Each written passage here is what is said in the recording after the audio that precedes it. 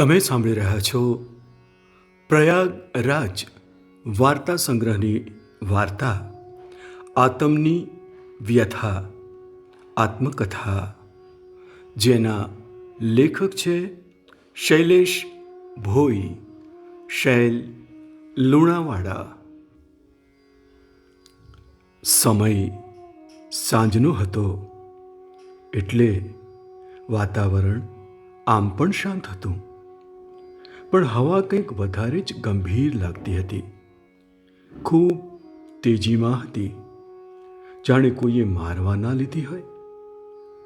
હું એના ઘરમાં ગયો. મારી નજર સામે જે નહોતું જોઈતું એ હતું. એ જોઈને હું પણ દંગ રહી ગયો. પગ નીચેથી જમીન સરકી ગઈ હોય એવું લાગ્યું. છતાંય ધીમે ધીમે હું આગળ વધ્યો. જેમ જેમ નજીક પહોંચ્યો એમ કંઈક અવાજ સંભળાયો. જોયું તો માત્ર ટીક ટીક અવાજ થતો હતો, એ પણ ઘડિયાળનો. બાકી સાવ સુમસામ સ્મશાન જેવું વાતાવરણ. આખા ઘરમાં સન્નાટો છવાયો હોય એવું હતું. દિવાલમાં લટકતી તસવીરમાંનો હસતો ચહેરો કંઈક કહેવા માંગતો હતો, પણ એની વાચાએ મૌન ધારણ કરી લીધું હતું. મેં જોયું તો ત્યાં નજીકમાં થોડીક કસમો અને થોડાક સપનાઓ તૂટીને ભૂક્કો થઈને પડ્યા હતા. એ પૂતળાની માફક આડી નજરે એકી ટસે કંઈક જોઈ રહ્યો હતો. કદાચ પેલા મુરઝાઈ ગયેલા ફૂલ અને દિવાલ પર લટકતી તસવીર, કે પછી પેલી તૂટેલી કસમો કે વિખરાઈ ગયેલા સપનાઓને. નજીક પહોંચીને જોયું તો હું પણ તસવીરની જેમ અવાચક થઈ ગયો. મોઢું સાવ મોડું પડી ગયું. માન્યામાં ના આવે એવી હકીકત મારી નજર સામે હતી. એ જોઈ મારાથી પૂછાઈ ગયું કે આ બધું શું છે ભાઈ? એ તો નહીં, પણ સામે પડેલ ગુલદસ્તો બધું કહેવા લાગ્યો કે થોડાક દિવસો પહેલા નવરાત્રિના સમયમાં ગરબાની રમઝટ વચ્ચે રવિ અને કિરણની આંખ મળી. આંખના ઈશારે વાત થઈ, મળ્યા અને બંને વચ્ચે મિત્રતા થઈ. એક જ શહેરમાં રહેતા હોવાને લીધે મળવાનું અને ફરવાનું સાવ સામાન્ય થઈ ગયું. અવારનવાર મળતા જાણે છાપું અને ચા. સાથે રહેતા, સાથે ફરતા અને સાથે જીવવા મરવાની કસમ ખાતા ખાતા બંનેએ 3 વર્ષનો સમય વિતાવ્યો. થોડાક દિવસો પહેલા એવું જાણવા મળ્યું હતું કે કિરણ રવિના છોકરાની મા બનવાની છે. પરંતુ લગ્ન પહેલા આ બધું અયોગ્ય અને સમાજની રીતે અપરાધજનક કૃત્ય હતું. માટે બંનેએ કોઈને ખબર ના પડે એમ છુપી રીતે એનો નિકાલ કર્યો હતો. એ પછી થોડોક સમય વીત્યા પછી રવિના ઘરે ખબર પડી કે રવિના કિરણ નામની છોકરી સાથે પ્રેમ સંબંધ છે. રવિના ઘરનાએ ખુશી વ્યક્ત કરી અને રવિને કહ્યું કે એ છોકરી સાથે લગ્ન કરવા ઈચ્છતો હોય તો એની સામે લગ્નનો પ્રસ્તાવ મૂકે. રવિ પણ ખૂબ ખુશ થયો. પ્રેમ સંબંધમાં ઘરનાનો આવો સાથ સહકાર ભાગ્યે જ કોઈને મળતો હોય છે.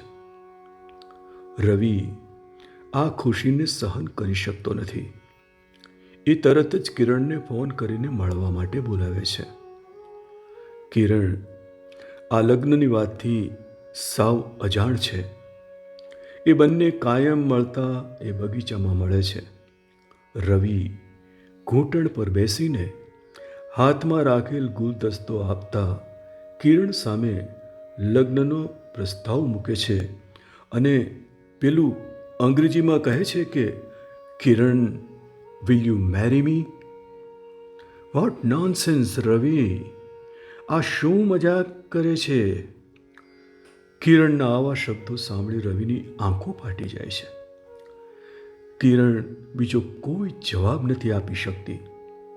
કારણ માત્ર એટલું જ કે કિરણે ક્યારેય આ સંબંધને દિલથી આગળ વધાર્યો જ નહોતો. એના મનમાં લગ્ન વિશેનો કોઈ ખ્યાલ આવ્યો જ નહોતો. એના મનમાં શું હતું એ તો એ જાણે. એની કોઈ મજબૂરી હોય એવું પણ જરાય લાગતું નહોતું. પણ તેણે તરત જ ના પાડી દીધી. ત્યારે રવિએ કહ્યું, આપણા આ 3 વર્ષના પ્રેમનું શું? આ ટાઈમ પાસ કરવાની દુનિયામાં તું જીવનભરનો સાથ કેવી રીતે માંગી શકે? કિરણના આવા શબ્દો સાંભળી પાણી ભરેલી આંખે રવિએ કહ્યું, કિરણ, તું મારી સાથે સમય પસાર કરતી હતી. મારા પ્રેમની તને જરાય કદર નથી. તું મારી સાથે માત્ર પ્રેમના નામે રમત રમતી હતી. મારા દિલ, મારી લાગણીઓ સાથે ખેલ ખેલતી હતી. મારી આશા, ઈચ્છા અને અપેક્ષાની તને જરાય કદર નથી. આ દુનિયા આખી રમત છે દોસ્ત. મેં શું ભૂલ કરી? આવું હસતા મોઢે કિરણે કહ્યું. રવિના પગ નીચેથી જમીન ખસી ગઈ. છતાંય ગભરાઈ ગયેલો રવિ હિંમત કરીને થોડાક ભારે અવાજમાં કહ્યું કે, તું મને આમ રસ્તામાં અધવચ્ચે ના છોડી શકે કિરણ. આપણે સાથે જીવવા મરવાની કસમો ખાધી છે યાર. તું મને આમ દગો ના આપી શકે. હું તારી વગર નહીં રહી શકું. હું મરી જઈશ તારી વગર. મને કાંઈ ફરક નથી પડતો. આમ પણ મારે તારી સાથે કોઈ લેવા દેવા નથી. કિરણ આવું કહીને મોઢું ફેરવી ત્યાંથી ચાલી જાય છે. કિસ્મતના પાના ક્યારે બદલાઈ જાય છે એ કોઈને ખબર નથી. પહેલાંથી જ પ્રેમ ના મળે તો કોઈ શોક નથી, પણ મળ્યા બાદ ખોવાઈ જાય તો જાણે જગ લૂંટાઈ જાય. રવિની હાલત પણ કંઈક એવી જ હતી. સાચા હૃદયથી જેને પ્રેમ કર્યો એણે આવી રીતે દગો આપ્યો. એ વાત એને માન્યમાં નહોતી આવતી. એટલે એ વારંવાર ફોન કરે છે, મેસેજ કરે છે, છતાંય એને કોઈ જ પ્રત્યુત્તર મળતો નથી. પરંતુ વારંવાર ફોન કરવાના કારણે કિરણે એક વખત છેલ્લો મેસેજ કર્યો, જે વાંચ્યા પછી રવિએ પણ કદાચ એને વળતો જવાબ નથી કર્યો. મેસેજમાં ધમકી સિવાય બીજું કંઈ જ નહોતું. કિરણે કહ્યું હતું કે તું મારી પાછળ ના પડ, નહીતર હું તને છેડતી અને બળાત્કારના કેસમાં ફસાવી દઈશ. આટલું વાંચવાની સાથે જ રવિના દિલના ટુકડે ટુકડા થઈ ગયા. મનમાં થોડી આશા હતી, એ પણ તૂટી ગઈ. વાહ રે દુનિયા વાહ! આજકાલની નવીન દુનિયા પણ ખરી છે દોસ્ત. પ્રેમના નામે માત્ર રમત રમીને કોઈને રખડતો છોડી દીધો. આટલું થયા બાદ રવિ કદાચ ઘરની વાટ ભૂલી ગયો હોય એમ ચાલવા લાગ્યો. ખબર નહીં ક્યાં, પણ બસ ચાલતો ચાલતો ક્યાંક જવા લાગ્યો. હાથમાંના એ તાજા ગુલદસ્તાની સુગંધ હૈયાને થપથપાવીને કહેતી હતી, રોકાઈ જા રવિ, રોકાઈ જા. પણ કોઈએ દગો દીધાનો પડઘો એવો પડતો હતો કે બીજો કોઈ અવાજ સંભળાતો જ નહોતો. રવિ કોઈની સાથે વાત નથી કરતો કે કોઈ વાતનો જવાબ પણ આપતો નથી. નદી, ઝરણા અને દરિયાની ખેવના રાખનાર આજ મૃગજળમાં ફસાઈ ગયો. પ્રેમની આશા રાખનારને આંસુ અને દર્દ સિવાય કંઈ જ ના મળ્યું.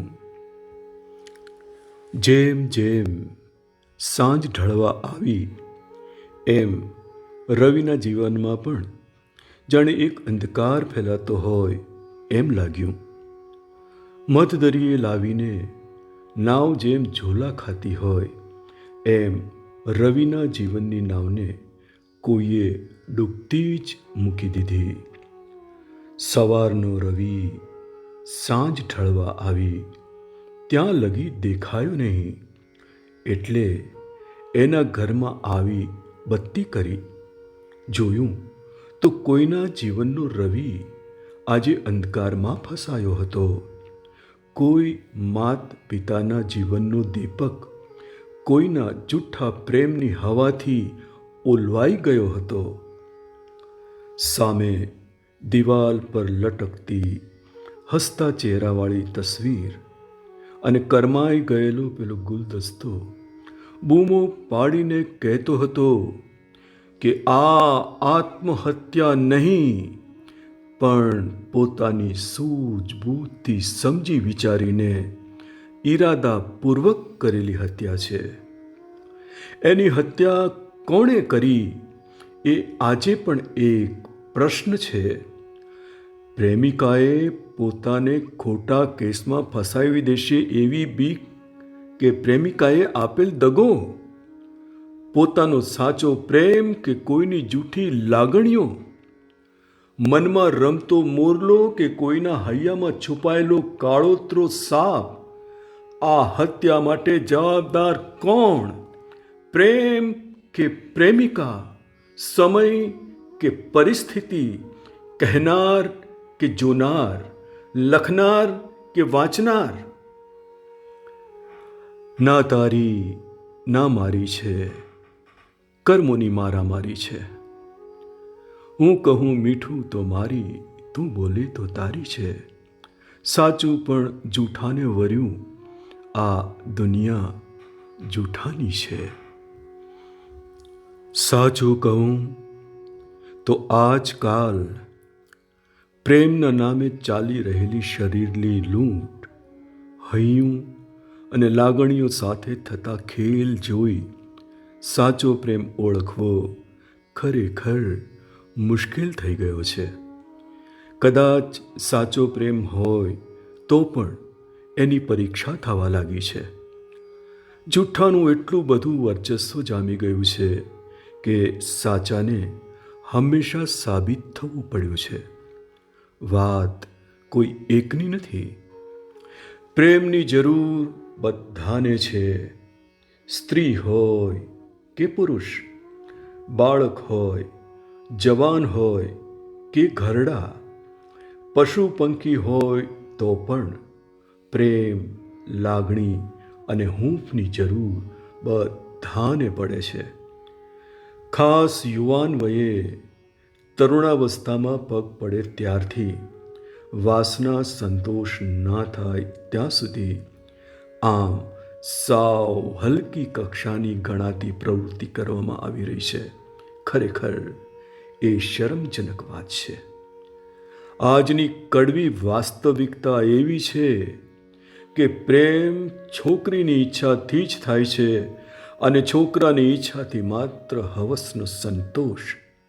પણ ખરેખર એવું જરૂરી નથી કે શરીરની લૂંટ માત્ર છોકરા દ્વારા જ થતી હોય, પણ પોતાની જરૂરિયાત અને પોતાના વ્યક્તિત્વના આધારે એને એવી રીતે ગોઠવી દેવામાં આવે છે. આજે એવા જ એક હલકા કાર્યના કારણે રવિની હત્યા થઈ ગઈ, અને હત્યાનો કરનાર પણ કોણ છે એ કહેવું પણ મુશ્કેલ છે. છેલ્લે હાથના કર્યા હૈયે વાગ્યા જેવી સ્થિતિ સર્જાઈ છે, જેમાં આજે પણ એવા કેટલાય રવિ પોતાના જીવનમાં અંધકાર પથરાવી 3 પાંખિયા નીચે લટકી રહ્યા છે.